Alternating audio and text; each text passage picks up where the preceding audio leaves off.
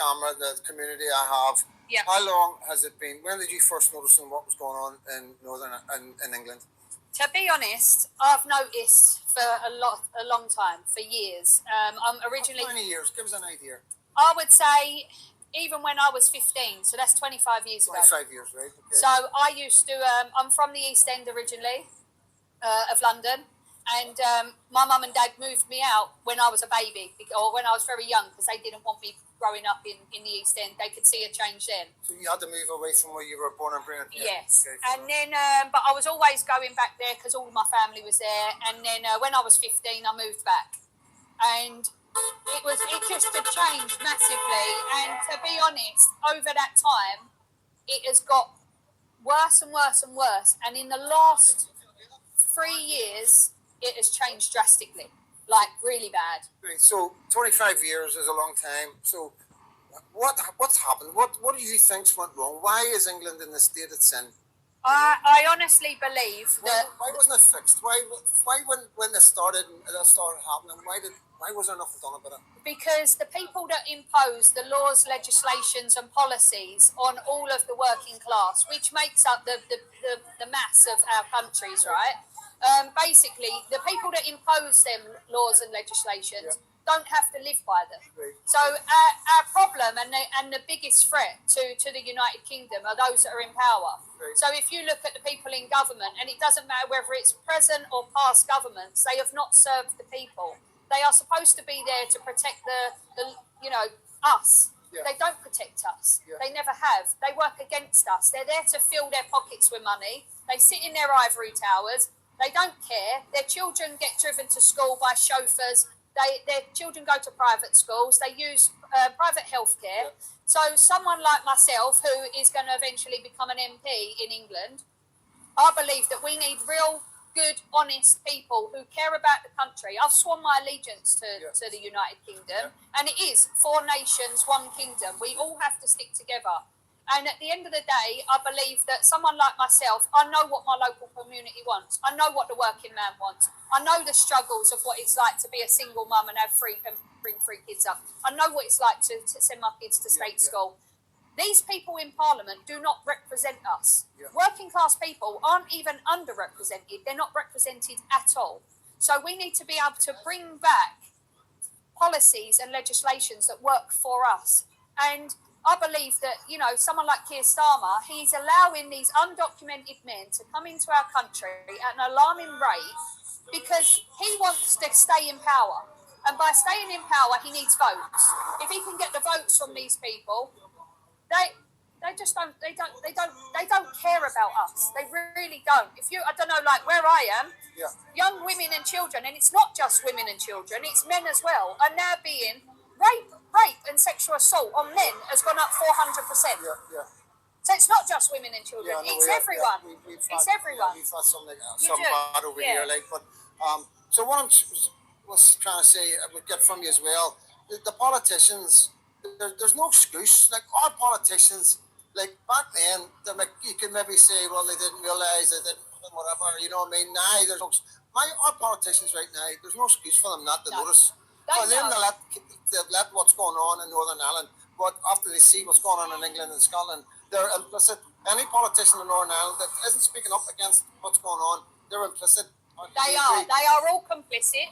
They are all in it together.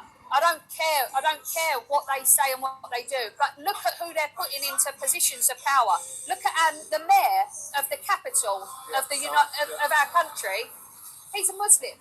He is, and it's not about being Muslim. I don't care what faith, what religion, what culture, what colour your skin is. I don't care.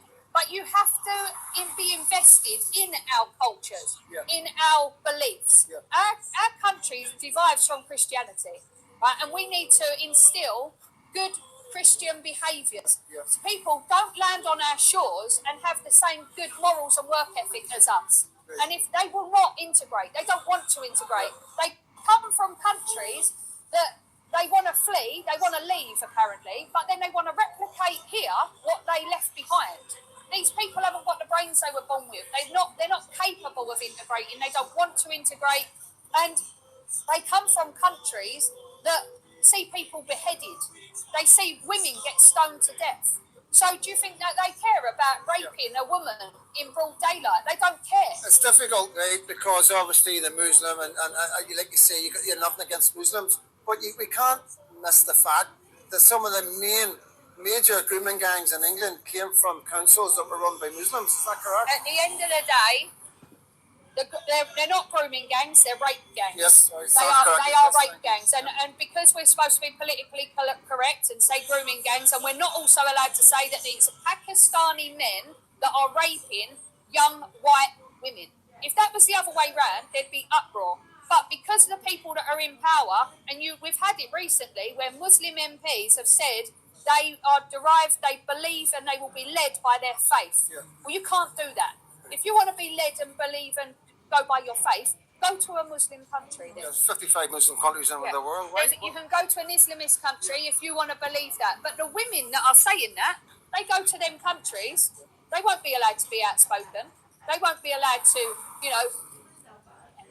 be free like they are in our country. And it's got to stop. But people are so worried about being called a racist, a fascist, a far-right thug, a Nazi. I don't care about that. I'm called a Nazi. But isn't it funny? The people that call me a Nazi are the very same people that call for death for Jews in the street.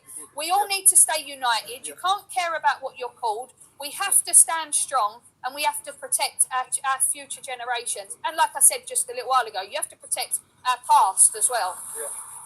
Our past has built what we've got today. Yeah. We owe everything that we've got today to our forefathers. And I personally do not want to let that slip.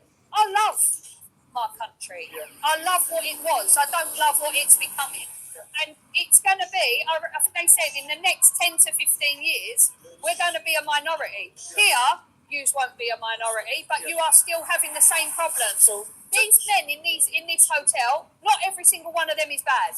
Yeah. But I don't want to take a chance. We don't know the difference. We don't know the difference. The government don't know the difference. Who's good and bad. But what you just said there, in the next 15, 20 years, you're going to be a minority. Yeah. What does that mean for England? It means we're gone. We're around. We are gone. Because these people, like, they believe that, say like me, I'm a Christian from birth.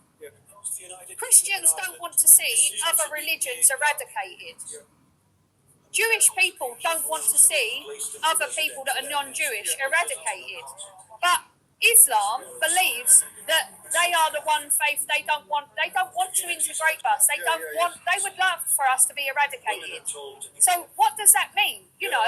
Women, we've seen in Iran, I spoke about it earlier when I done my speech, in 1979, that if you look at how they was in the 70s and how they are now, and thankfully now they're standing up, there's an uprising there, and we all have to stay united, because I don't want to get to that point where then in generations to come, it won't be in my lifetime. It will be, our great-grandchildren will be fighting and there'll be a war. I don't want a war. I don't want civil unrest. But our government wants civil unrest. And the reason they want civil unrest is because then they can't get voted out, because the moment you've got a war, there's no elections. Our government does not care about us. Like I said, they're supposed to be there to protect us as the people. They're not there for the people. They don't work for the people. They're there to serve the liberties of us, and they don't.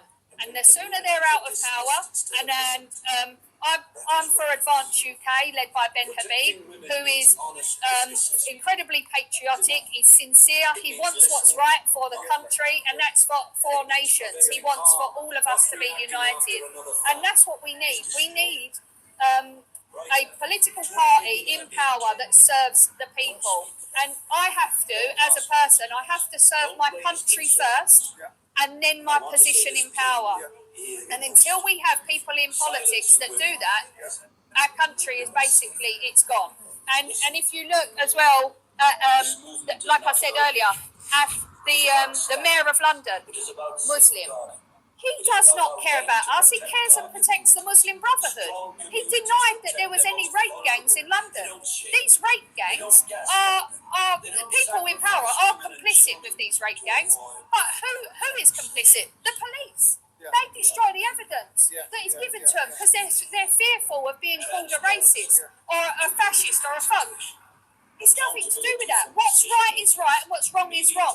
Children getting sexually assaulted and raped is wrong. And for a police officer to destroy that evidence and not call it out, for a counsellor to be involved in it, they're complicit. MPs are involved in it. This goes so high, and people that are in power, they need to be held accountable. No one is ever held accountable.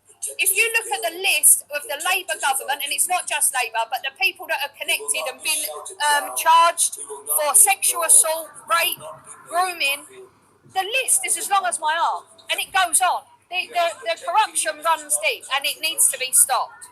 So, final question. What's your message to the Patriots and the people of Northern Ireland, both Protestants and Catholics? I would say to all of you, and this is to all of you, put religion aside. Our religions can unite in the fight against having a religion that is so extreme that would wipe us all out. We need to stay united. We need to stay strong. We need to want to protect our future generations. Our forefathers built this land that we're standing on. They instilled the morals and the ethics that we've got and have made us the people that we are today. Don't let all of that go, and don't let your future generations be... they're vulnerable. At this very moment, our future is vulnerable, and we need to protect it, and we need to protect our And just children. part B of the last question, what's your message to the Patriots, people like me and Dean and Ken and everybody, Lindsay and Stevie and EBFD, Pinky, all the boys, everybody that's involved? I hate saying names because I always leave somebody out. What's your message to the activists, the right-wing activists? My message to the activists is, we are such a strong bunch, all of us. But remember, the left are so committed to being so evil and standing against us that they don't divide. Because we're so strong on the right, and I hate saying right and left because you're either right or you're wrong. Yeah. But too many people want to be the top dog. Yeah. So the in-house fighting is now dividing us so much. Yeah. Please don't let that come between us. I don't care who's at the top. I don't care who's at the bottom. I don't care whether it's you just doing some posts on Instagram and Facebook and all of that. Stay united. Stop dividing. Because if you really care about our children's futures, you'll stay united. You'll stop the in-house fighting, because at the end of the day, it's a load of bollocks. And I'm fucking fed up. And I'm sorry to swear, but I am fed up. I am absolutely sick to the death of people falling out over this one said that one said that. Stay united. Just let us win this at least. All come together and stay united. Because if you really care about your children's futures and you really care about what your grandparents sacrificed for you, you'll do this one thing. Our grandfathers weren't out fighting against the Germans and dividing, and because we wouldn't have won the war. So stay united, stay strong, stay together, and just remember, we all play our role, and we all play our roles really well if we just get on with them. So please, I am begging you, please stay united. Stop the in-house fighting. Thank you so much. Thank you. Thank you. I'll be back. Yeah, I hope so. You're more than welcome.